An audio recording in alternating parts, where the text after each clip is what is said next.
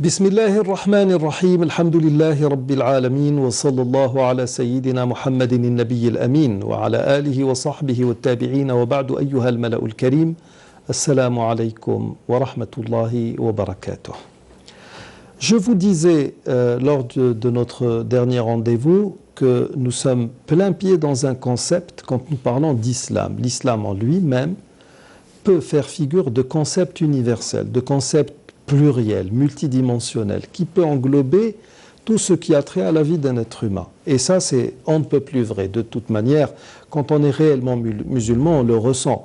Parce que un bon musulman, c'est aussi un bon citoyen, c'est un bon voisin, c'est un bon père de famille, c'est un bon ami. C'est à chaque fois normalement, que vous le mettez dans un espace, il est tel cette pluie salvatrice qui va apporter un bien à qui elle veut et à qui elle ne le veut pas. C'est ça le musulman normalement. Alors quand je dis que nous sommes dans un concept, à l'heure actuelle, nous avons énormément de concepts qui régissent la pensée actuelle, le vivre ensemble, le libre arbitre. Nous donnons des noms à des choses qui sont hautement souhaitées. Nous donnons aussi à des choses qui expriment des sens péjoratifs, à des choses qui sont mauvaises. Et nous essayons, à travers cette mondialisation qui ne cesse d'envahir l'espace, au niveau de toute la planète, les humains, ou certains, ou les plus forts d'entre eux en tout cas, essayent de conceptualiser un certain nombre d'idées juste pour que la pilule passe mieux. Parce que en réalité, tout ce que nous rapporte ou tout ce qui est apporté par cette mondialisation est mauvais, tout simplement. Alors, quand je parle d'islam en tant que concept, parlons d'un musulman, un lambda qui fait sa prière. Avant de faire sa prière, il va faire des ablutions. Donc, il a un rapport avec de l'eau. Et ces ablutions peuvent être rompues là où il y a une perte hydrique. Ça peut être le fait de faire ses besoins, d'aller uriner, ça peut être le fait, par exemple, d'émettre un liquide spermatique ou quelque chose comme ça. Donc il y a ce rapport avec l'eau. Il y a un rapport avec la voix du muezzin qui annonce que la prière est imminente. Il va lui aussi être dans cet échange selon que la prière est faite dans une lecture à voix basse, ce que nous appelons sir, ou bien une lecture à voix haute, ce que nous appelons al-jahr. Ceci a un rapport, on va dire, nictéméral avec cette alternance du jour et de la nuit, parce que généralement, pendant la journée, nous lisons à voix basse, ou bien sans émettre de son. La nuit, nous lisons à voix haute. Et ceci pourrait avoir un rapport avec la vitesse même à laquelle se transporte la voix. C'est de l'ordre de 340 mètres secondes. Il faut savoir que plus il fait chaud, plus la vitesse augmente. Donc peut-être que nous ne lisons pas à voix haute le matin parce que peut-être une dispersion d'ondes pourrait chambouler un peu l'atmosphère, mais nous le faisons la nuit parce que ça se fait de manière plus lente que ce qui pourrait être fait le matin. Il y a la fréquence que nous dégageons qui diffère d'un homme et d'une femme. Peut-être que c'est à cela qu'est dû le fait que les femmes ne lisent pas à voix haute, non pas parce que leurs voix sont, comme le diraient certains, aoura, ce qui n'a aucun sens dans la religion de Dieu. Et puis, ceci pour la prière, pour le pèlerinage, nous nous tournons vers une qibla qui, là où elle se trouve, fait pratiquement un faisceau qui va vers ce que nous appelons le Bayt al-Ma'mour, dans la voûte céleste, là où sortent 70 000 anges chaque jour et ne reviennent plus.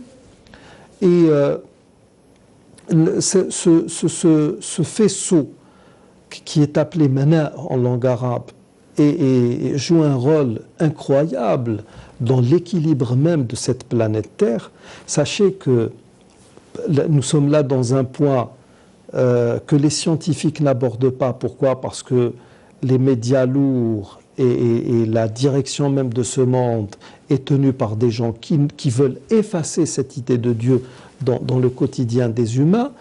Et à partir de là, nous ne citerons qu'un seul point.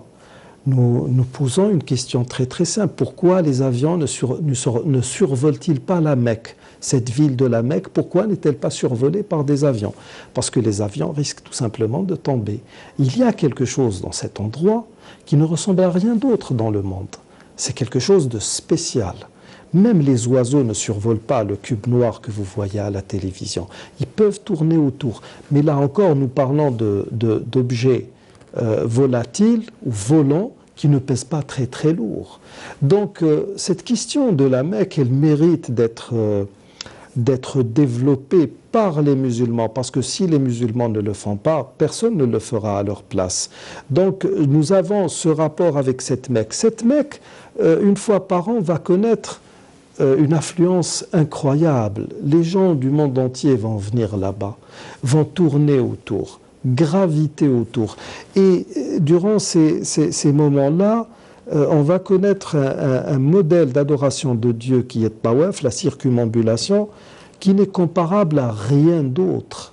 C'est-à-dire que nous sommes dans une manière d'adorer Dieu qui est plus que primitive, qui va se connecter autant aux végétaux qui observent ce tour, allant dans le sens contraire des aiguilles d'une montre, mais que nous allons aussi voir dans l'infiniment grand. Tous les astres du cosmos observent cette gravitation qui va dans le sens contraire des aiguilles d'une montre. Et puis, autre point très très important aussi en relation avec ce fameux cube noir, c'est que pendant cette période du pèlerinage, nous avons cette manière d'adorer Dieu, de commencer les rites du pèlerinage par un tawaf, mais nous allons aussi faire des choses qui nous renvoient à une réflexion sur les cultes que nous observons. La prière que nous observons, est-ce une finalité en soi? Est-elle une finalité en elle-même? Ou est-ce tout simplement un tremplin, quelque chose qui est censé nous projeter vers autre chose?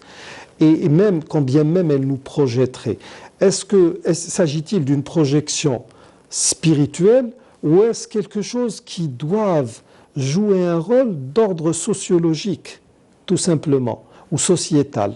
Nous savons par exemple que la veille même de Arafat, nous allons aller vers la mosquée de Namira, nous allons faire nos prières, les 5 prières, en écourté, bil qasr, mais pas en les regroupant.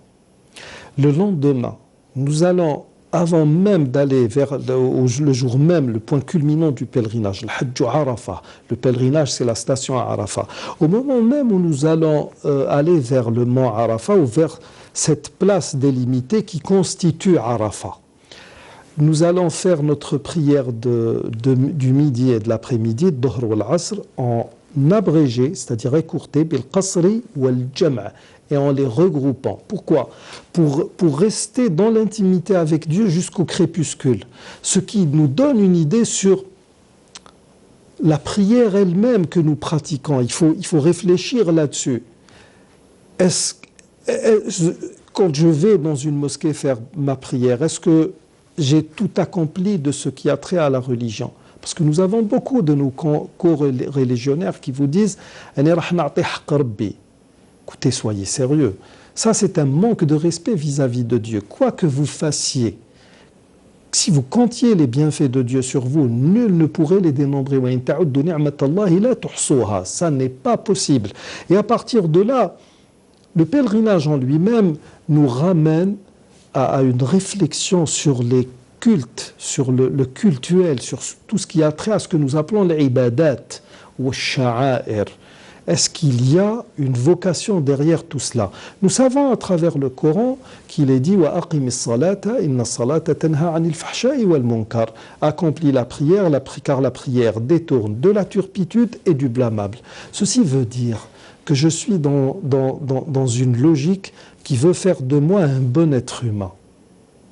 Pas uniquement un bon prieur ou un bon adorateur de Dieu. Ça ne suffit pas. Ce qui est souhaité justement, c'est d'aller vers ce qui peut transcender l'humanité, par ce qui peut faire de moi un être, une entité, un élément, epsilon, qui mérite le titre d'être humain. Sinon, la religion n'a pas de sens. Maintenant, si nous allons vers cette humanité, si nous allons vers quelque chose qui peut créer ou qui peut donner naissance à un contrat social qui fasse que la vie ici sur Terre soit agréable, là nous sommes plein pied dans le concept. Ça n'est plus du religieux pur, c'est du concept. C'est un choix de vie. Et c'est pour cela qu'Ibn Badis, rahmatullahi alayh, insistait sur le fait d'être dans un islam réfléchi et non dans un islam héréditaire. قال أبائي فعل أجدادي كان أبي وكانت أمي. Non, je suis musulman, je suis fier d'être musulman parce que je choisis d'être musulman tous les jours que Dieu fait. Nous arrivons au terme de cette émission, je vous remercie de l'avoir suivi. Wassalamu alaikum wa rahmatullahi wa barakatuh.